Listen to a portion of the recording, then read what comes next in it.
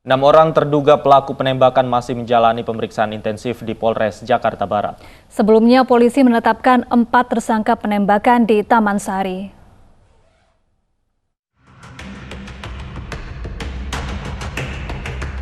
Polres Jakarta Barat menetapkan 4 orang tersangka penembakan di Taman Sari.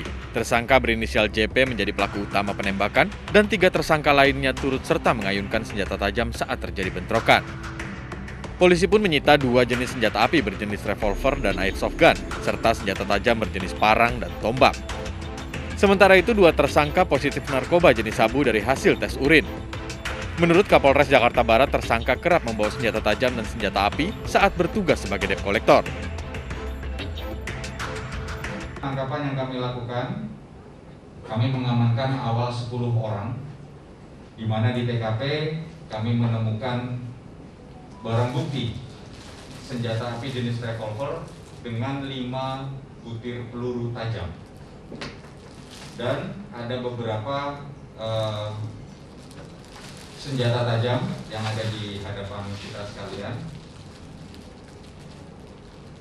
Kita ambil keterangan yang bersangkutan, dan untuk sementara ini hasil pemeriksaan yang kita lakukan, kita menetapkan 4 orang tersangka.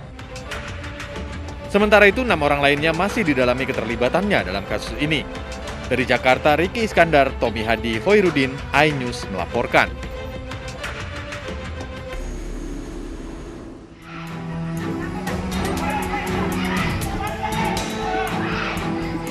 Peristiwa dilatar belakangi perseteruan antara warga dan sekelompok orang yang mengkonsumsi minuman keras hingga larut malam. Kesal ditegur, 10 orang pun kemudian menyerang warga. Akibatnya seorang pelajar tertembak dan terkena luka sabetan senjata tajam. Korban yang kritis dibawa ke Rumah Sakit Cipto Mangunkusumo Jakarta untuk perawatan medis.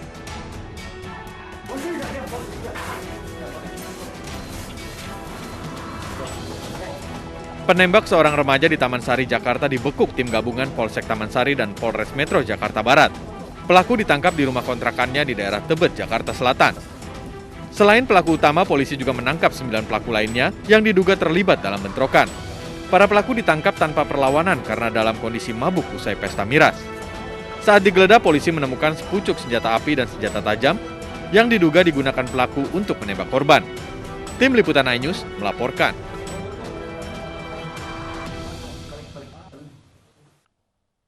Pemirsa, kasus penembakan yang menewaskan wartawan di Pematang Siantar, Sumatera Utara menemui titik terang. Polisi menangkap terduga pelaku dan kini masih diperiksa intensif.